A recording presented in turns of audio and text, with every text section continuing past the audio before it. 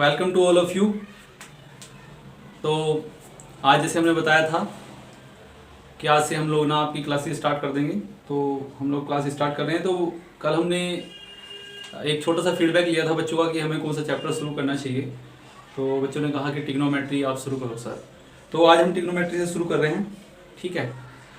तो ट्रिग्नोमेट्री मतलब actually basic use क्या है ट्रिग्नोमेट्री का हमारे डेली लाइफ में। तो ट्रिग्नोमेट्री का देखो, ट्रिग्नोमेट्री का मतलब है कि ट्रिग्नोमेट्री से हम जो है ना बहुत जो डिस्टेंस है या बहुत ऊंचाई पे अगर कोई चीज़ है उसकी भी हम ऊंचाई नाप सकते हैं, है ना, दूरी नाप सकते हैं। जैसे सपोज आप कभी लोग कुतुब मीनार गए होंगे, कुतुब मीनार देखा होगा सब लोगों ने। तो कुतुब मीनार की हाइट कैसे नापोगे?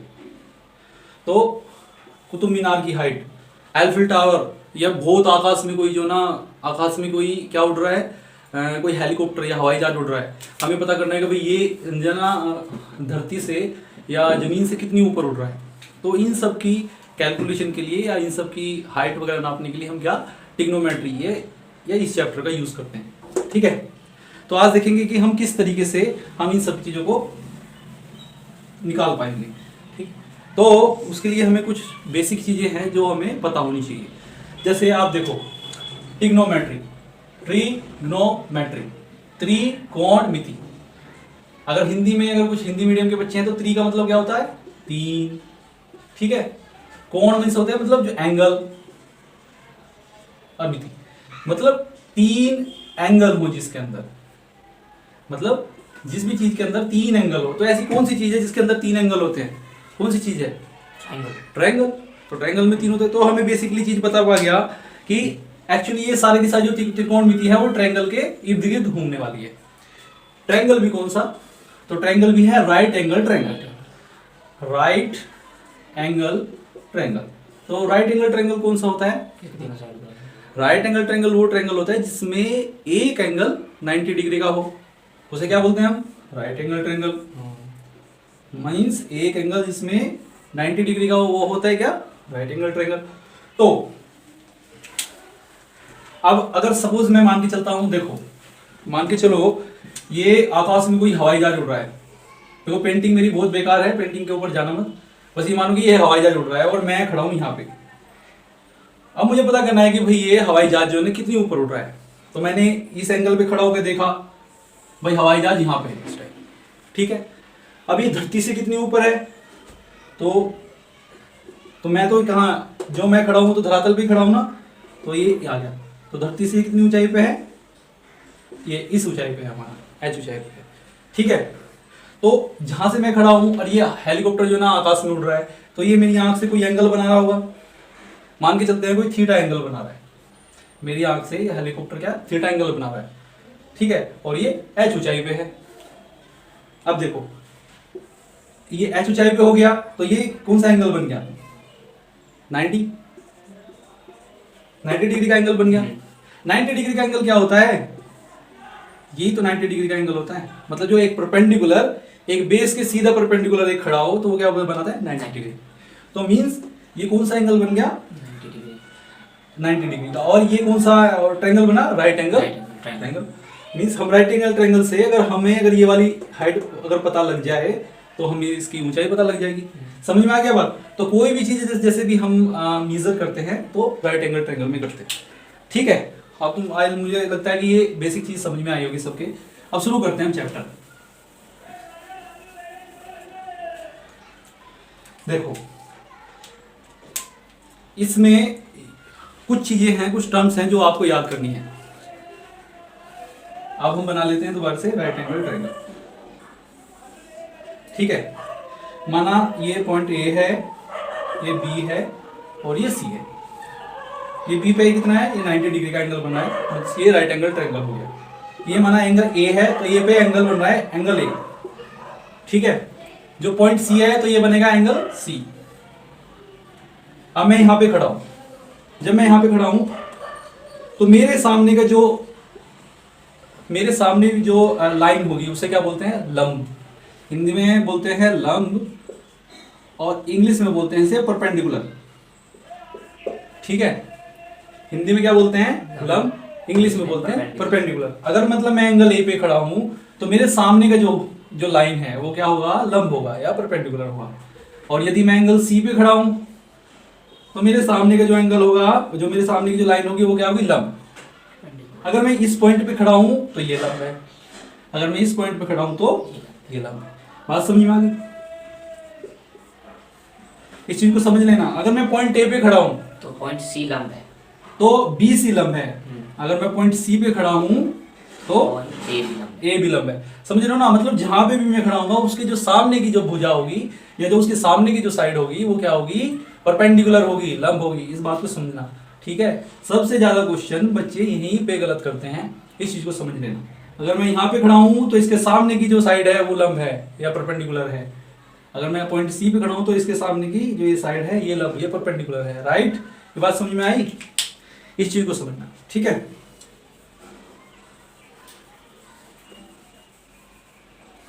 तो इसको भी लेते हैं।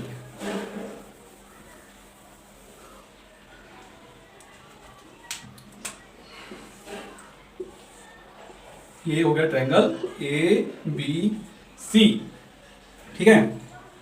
माना ये एंगल क्या है, एंगल ए पॉइंट को मैं एंगल ए ही मान रहा हूं और इसको सी को सी, और ये 90 डिग्री है परपेंडिकुलर। अब इसमें आपको कुछ चीजें याद करनी पड़ेगी, sine cos tan cosec sec cot, ये चीजें। अब इन्हें याद कैसे करोगे?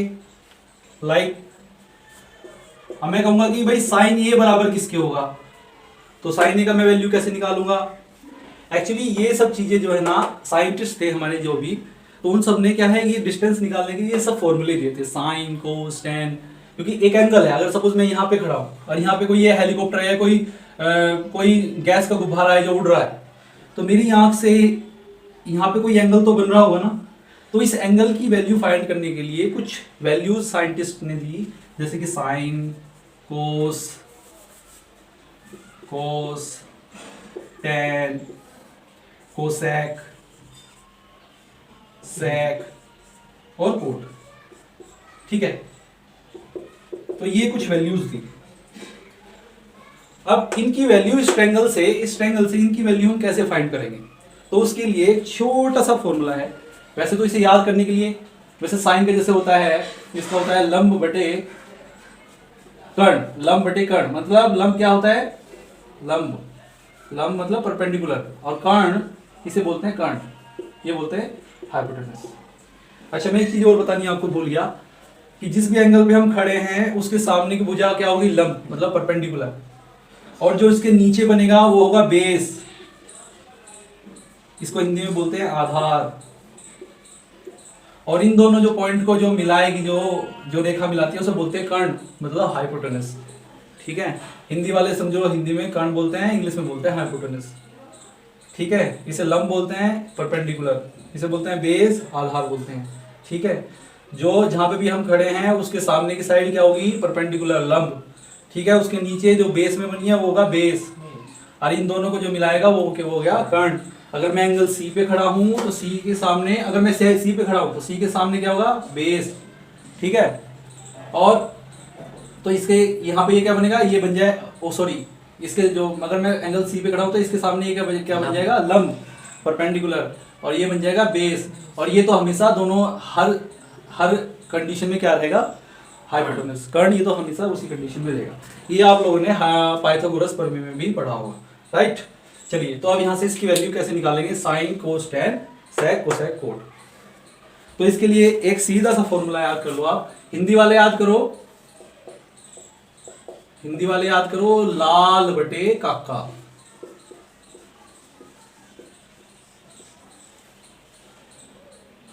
हिंदी वाले क्या करो, लाल बटे काका। ये शॉर्ट ट्रिक है इन सबको याद करने की, नहीं तो इसे याद करने में बहुत टाइम लगने वाला है। तो इसे हिंदी में कैसे याद करो, लाल बटे काका। एल का मतलब है लंब, ए का मतलब है आधार, एल का मतलब है लंब, के का मतलब है कर्ण आधार। अब इसे इंग्लिश में अगर याद करना है तो कैसे करोगे, पाकिस्तान भूखा प्यासा, हिंदुस्तान हरा भरा। पाकिस्तान भूखा प्यासा, हिंदुस्तान हरा भरा, ये इंग्लिश वालों के लिए है। P का मतलब है परपेंडिकुलर, B का मतलब है बेस, P का मतलब परपेंडिकुलर, H का मतलब हाइपोटेनस, हाइपोटेनस बेस। इंग्लिश वालों के लिए क्या है? पाकिस्तान भूखा प्यासा, हिंदुस्तान हरा भरा। हिंदी वाले कैसे याद कर लो? लाल बटे काका। आप देखो साइन की वैल्यू, साइन अगर हमें निकालना है तो साइन अगर मैं यहाँ पे खड़ा हूँ पॉइंट ए पे, अगर मुझे साइन की वैल्यू निकालनी है तो लंब बटे कर्ण, ये वैल्यू होगी साइन की। अभी एक बार मैं लिख देता हूँ, जरा सब लोग चेक कर लो। ये वाली वैल्यू होगी साइन की, ये साइन की वैल्यू होगी, ये वैल्यू होगी कोस की, ये वैल्यू होगी टैन की। साइन का उल्टा होता है कोसेक।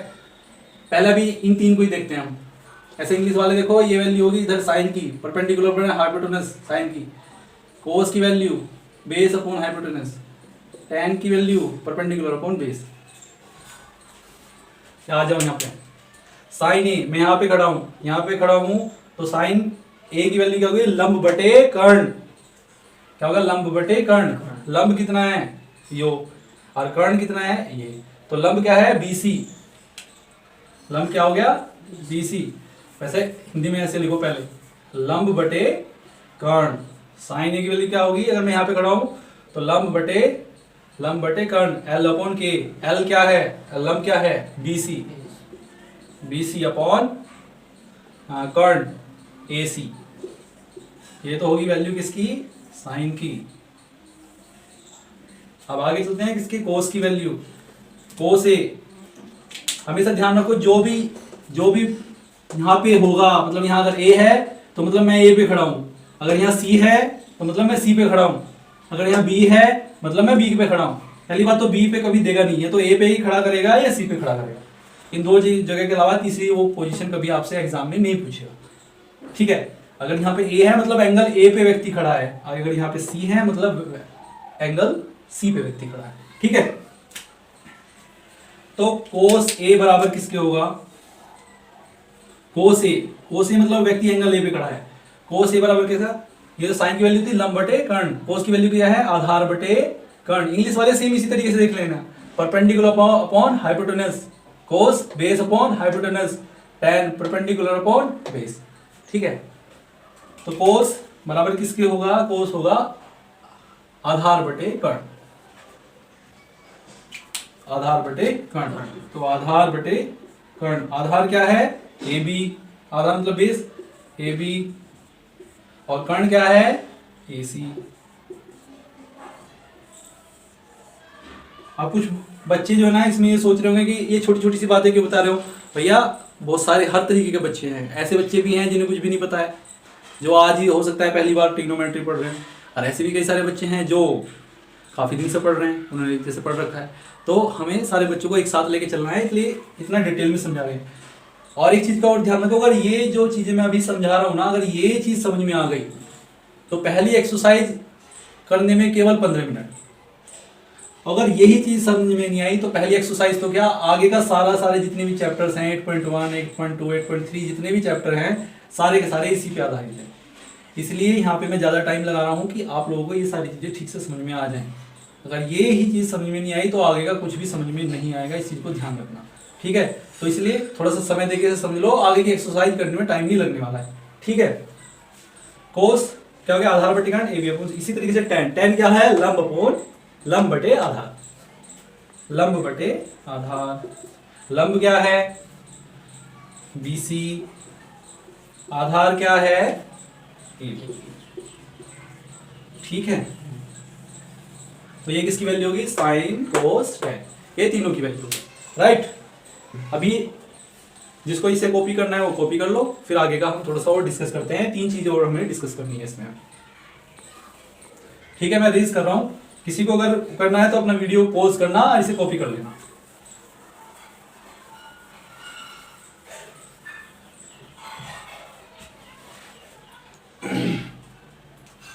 साइन कोस टैन हो गया। अब आते हैं सेक।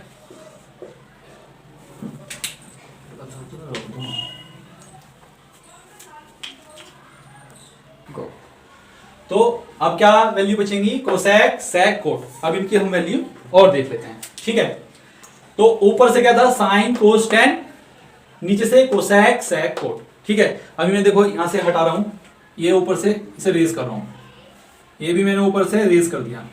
ठीक है, अब मैं लिख रहा हूँ नीचे, ये होगा कोसेक,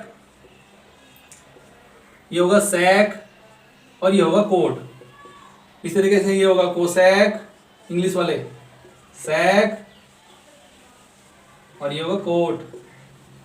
कोसेक का मतलब है कर्ण बटे लंब, उल्टा। अभी हम ऊपर से नीचे चल लेते ना, अब नीचे से चलेंगे। कोसेक क्या होता है? कर्ण बटे लंब। सेक कर्ण बटे आधार, कोट आधार बटे लंब।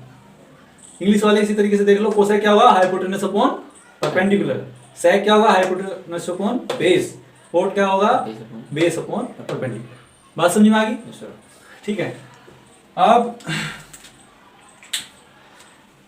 इन चीजों को, ये नीचे क्यों आए और ये ऐसे क्यों है, इसे भी हम आगे की एक्सरसाइज में डिस्कस करेंगे। इसलिए ज्यादा चीजें अभी मैं इसलिए नहीं बता रहा हूं, कहीं तुम लोग कंफ्यूज ना हो जाओ।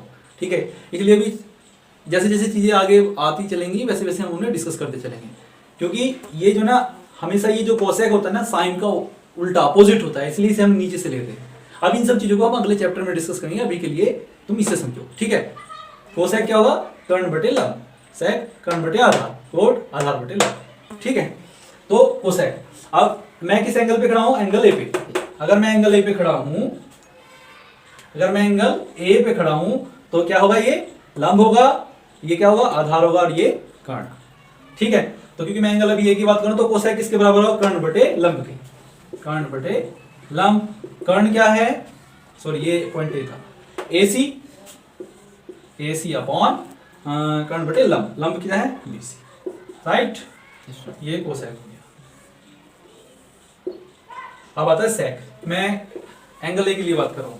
ठीक है, सेक, सेक क्या होगा? कर्ण बटे आधार। कर्ण बटे आधार। कर्ण क्या है? एसी अपॉन आधार क्या है? कर्ण बटे आधार। आधार क्या है? ए।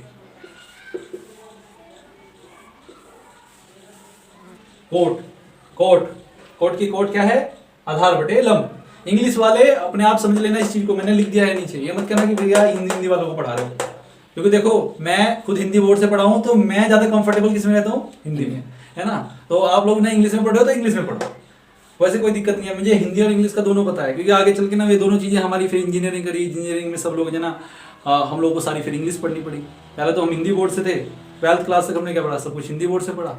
फिर इंजीनियरिंग, इंजीनियरिंग सब कुछ इंग्लिश में, तो हमें सब कुछ कन्वर्ट। तो इधर दोनों मिक्सचर है, हिंदी भी पता है, इंग्लिश भी पता है। लेकिन आप अपने अपने बोर्ड के हिसाब से देख लेना, जो हिंदी, जिसमें जो लोग हिंदी में कंफर्टेबल हैं वो इसे पढ़ लो, इंग्लिश में कंफर्टेबल है वैसे पढ़ो। ठीक है, तो कोट, तो कोट ए, तो कोट, कोट क्या किसके बराबर है? आधार बटे लंब। आधार बटे लंब। आधार क्या है?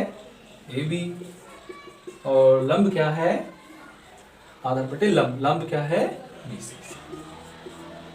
तो ये सारी की सारी चीजें अभी मैंने आपको डिटेल में करके दिखाई। एक बार आप सब लोग इस चीज को डिटेल में लिखना।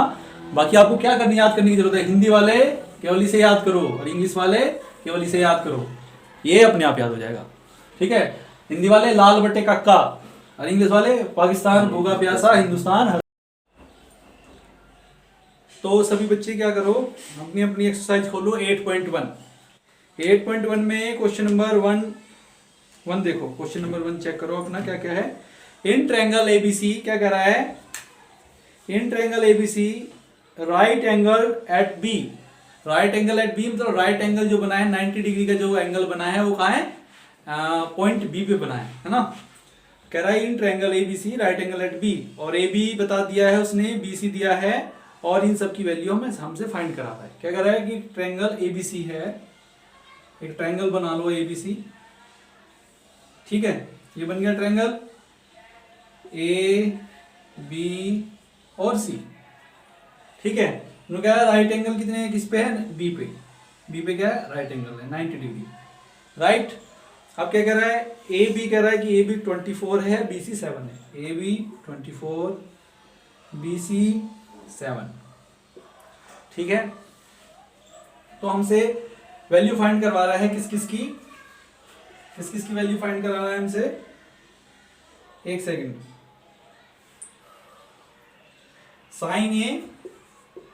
साइन ए इंटू ओ सॉरी कोमा है ये, क्या है ये, इनटू है।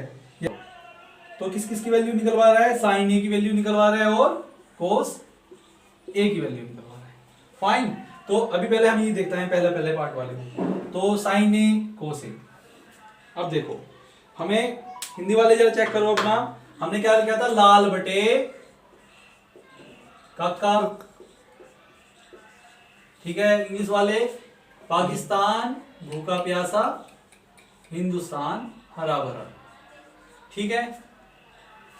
अच्छा आप लोगों को दिखाई नहीं दे रहा होगा इंग्लिश वालों को, लिख लो आप लोग, ठीक है ना, उधर लिख लो, पाकिस्तान भूखा प्यासा, हिंदुस्तान हरा भरा, ठीक है। तो साइन की वैल्यू क्या, ए का मैंने क्या कहा था, मतलब हम एंगल ए पे खड़े हैं। अगर इसने ये दे रखा है मतलब हम कहां पे खड़े हैं, पॉइंट ए पे खड़े हैं, मतलब ये एंगल ए है, यहाँ पे हम खड़े हैं। अगर हम यहाँ पे खड़े हैं तो इसके सामने की भुजा क्या होगी, लंब। लंब मतलब क्या होगा, परपेंडिकुलर। ये क्या दे रखा है इसने, लंब दे रखा है। मतलब मैंने आपको बताया था ना शुरू में, स्टार्टिंग में समझाया था, जिस एंगल पे हम खड़े हैं उसके सामने की भुजा क्या होगी, लंब होगी, परपेंडिकुलर होगी, ठीक है। ये लंब है, ये लंब है, ये क्या होगा, ये बेस होगा, ठीक है, बेस। ये बेस है, ये हाइपोटेनस एच, या इंग्लिश में हिंदी में बोलेंगे इसको कर्ण, ठीक है। चलो तो इतनी बात तो हमारी क्लियर होगी। अब आते हैं हम वापस से। तो हमने क्या बताया था, ये साइन की वैल्यू, ये साइन कोस की वैल्यू, ये टेन की वैल्यू। तो साइन बराबर किसके हो गया, लंब बटे कर्ण के। तो साइन ए की वैल्यू अगर मैं निकालूंगा, साइन ए बराबर किसके है, लंब बटे कर्ण के। लंब क्या है, बीसी, और कर्ण क्या है, एसी। लेकिन भाई हमारे पास तो ए भी है, हमारे पास बीसी है, हमारे पास कर्ण तो है ही नहीं। तो हम क्या करेंगे, 9th क्लास में पाइथागोरस थ्योरम पढ़ी है, नहीं पढ़ी है? अगर नहीं पढ़ी है तो अब पढ़ लो। पाइथागोरस थ्योरम क्या कहती है, बाय पाइथागोरस थ्योरम, पाइथागोरस प्रमेय से, पाइथागोरस प्रमेय क्या कहती है कि जो कर्ण का स्क्वायर होता है, कर्ण का स्क्वायर, कर्ण मतलब हाइपोटेनस का स्क्वायर, किसके बराबर होता है, आधार के स्क्वायर, आधार के स्क्वायर प्लस लंब के स्क्वायर के। आधार मतलब बेस का स्क्वायर प्लस परपेंडिकुलर के स्क्वायर के। समझ में आ गई बात। पाइथागोरस थ्योरम क्या कहती है कि जो हाइपोटेनस का स्क्वायर होता है वो बेस के स्क्वायर प्लस परपेंडिकुलर के स्क्वायर के बराबर होता है। मतलब कर्ण का स्क्वायर आधार के स्क्वायर प्लस लंब के स्क्वायर के बराबर होता है। ये कहती है क्या, पाइथागोरस थ्योरम। तो पाइथागोरस थ्योरम से निकालो इसे, ठीक है। आप पाइथागोरस थ्योरम से निकालो। अभी किधर निकालो, मेरे पास तो जगह कम है इसलिए मैं क्या कर रहा हूँ, इसे रेज कर रहा हूँ। तो बच्चों हाइपोटेनस का स्क्वायर, तो हाइपोटेनस तो हमें निकालना ही है, तो मैं अभी ऊपर लिख रहा हूँ, ठीक है, ऊपर चेक करना। तो हाइपोटेनस तो हमें निकालना ही है, इसका स्क्वायर तो हमें निकालना ही है। तो बेस किसका है, 24 के स्क्वायर के, 24 का स्क्वायर प्लस ये क्या है 7 का स्क्वायर। तो 24 इंटू 24 कर लो, कितना हो गया, 24 इंटू 24 करो, 24 24, 4 चौक 16 का 6 का हंसी लोगो 1, 4 दूनी 8, 4 दूनी 8, 8 16 1 17 का 7 का हंसी लोगो 1, 2 दूनी 4 और 1 5, 576, ठीक है। ये कितना हो गया 576 और 7 7 जा 49। तो इसमें 49 ऐड कर दो, 9 और 6 15, 7 4 11 और 1 12, 5 और 1 6, 625। तो ये टोटल कितना हो गया, ऐड हो गया 625 आ गया। तो h का स्क्वायर बराबर किसके आ गया, 625 के। अब आपने यही क्लास, ये चीज 9th क्लास में भी पढ़ी होगी कि जब हम किसी चीज से स्क्वायर हटाते हैं तो सामने वाले पे क्या आ जाता है, अंडर रूट। क्या आ जाता है, पढ़ा है, नहीं पढ़ा है तो समझ लो। जब भी हम किसी चीज से स्क्वायर हटाते हैं तो सामने वाली संख्या पे क्या आ जाता है, अंडर रूट, रूट आ जाता है। तो अब जैसे ही हम यहाँ से स्क्वायर हटाएंगे वैसे ही इस पर आ जाएगा रूट, क्योंकि यहाँ 2 था तो ये पावर होगी रूट की पावर 2। अगर यहाँ पे 3 होता ये पावर कितनी हो जाती, 3। ये अगर 4 होगा तो यहाँ पे पावर कितनी हो जाएगी, 4, ठीक है। तो स्क्वायर हटाया, ये रूट आ गया, रूट की पावर 2। मतलब अब 625 क्या होता है, 25 का स्क्वायर होता है। हम सबको पता है कि 25 का स्क्वायर क्या होता है, 625। और ये स्क्वायर, ये अब ये भी चीज 9th में पढ़ी होगी कि इस स्क्वायर से ये रूट कट जाएगा, तो h बराबर किसके आ जाएगा, 25। देखो अगर किसी व्यक्ति को इसमें प्रॉब्लम है कि भाई ये स्क्वायर हटाया था, ये रूट कैसे आ गया, अब ये रूट आ गया तो फिर ये इससे ये कैसे कट के ये 25 कैसे आ गया, तो आप लोग जाके, अभी मैं 9th क्लास का वैसे बैच शुरू करने वाला हूँ, तो 9th क्लास में मैं ये सब चीज़ें पढ़ाऊँगा। अगर किसी का कॉन्सेप्ट उसमें अगर ये अभी क्लियर नहीं है तो ये तो मेरे से वहाँ पढ़ लेना, या फिर आप जो ना कहीं अपने यार दोस्त कोई अच्छा, अगर तुम्हारा फ्रेंड सर्कल में है कोई आपका या अध्यापक हैं, उनसे ये चीज़ समझ लेना अभी फिलहाल के लिए, ठीक है। और फिलहाल के लिए इतनी भी चीज़ याद रख लोगे कि स्क्वायर हटेगा तो सामने वाले पे रूट आ जाता है, और रूट अगर ये अंदर भी, अगर ये भी स्क्वायर का टर्म था रूट, ये भी स्क्वायर का था और ये भी स्क्वायर, तो ये स्क्वायर से स्क्वायर कट जाता है, तो ये फिलहाल के लिए इतनी चीज़ याद रखना, ठीक है। तो हाइपोटेनस कितना आ गया, 25। तो फाइनली हमारा एच कितना आ गया, 25। अब जब हमारा एच 25 आ गया तो हमारे पास बहुत आसान है हमें आगे का क्वेश्चन करना, तो अब इसे हम रेस कर देते हैं। तो अभी हमें फिलहाल काय की वैल्यू निकालनी थी, BC अपॉन AC। तो BC क्या आ गया हमारा, BC 7, AC 25, तो साइन A की वैल्यू कितनी आ गई, 7 अपॉन 25, ये हमारा आंसर आ गया, ठीक है। किसी को दिक्कत तो नहीं है, तो साइन A की वैल्यू निकल गई। अब हम कोस A की वैल्यू निकालेंगे ऐसी, तो कोस A बराबर, मैं A पे खड़ा हूं तो ये लंब, ये आधार और ये कर्ण, तो कोस क्या होता है, आधार बटे कर्ण, आधार बटे कर्ण। आधार क्या हो गया, AB,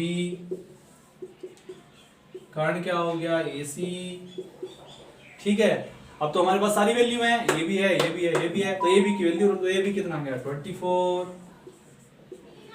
AC कितना हो गया 25, तो cos A बराबर किसके हो गया 24 अपॉन 25,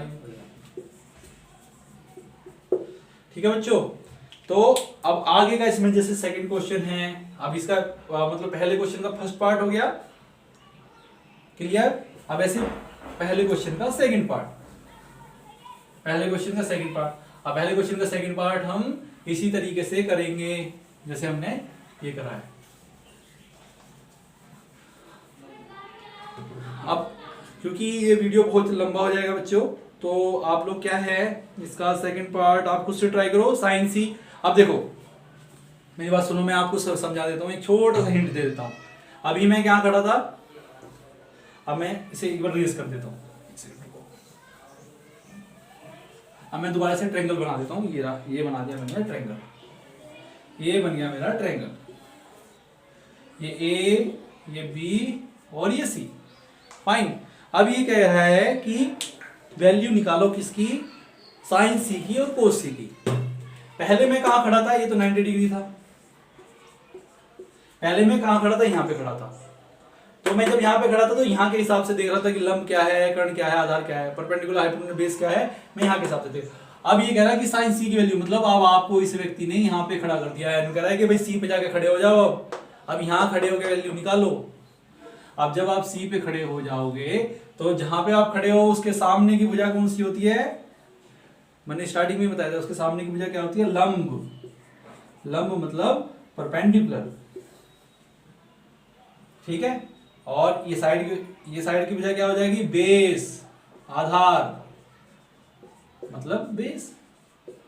और जो ये वाली बची, ये तो हमेशा कर्ण रहती है, कर्ण तो हमेशा हाइपोटेन्यूज, तो हमेशा हाइपोटेन्यूज ही रहेगा।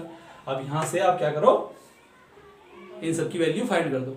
अगर कोई एक वैल्यू, अगर एक जैसे वैल्यू उसने नहीं दे रखी है AC की वैल्यू, आप सेम वैसे ही निकाल देंगे पाइथागोरस थ्योरम से, जैसे हमने पहले निकाली थी।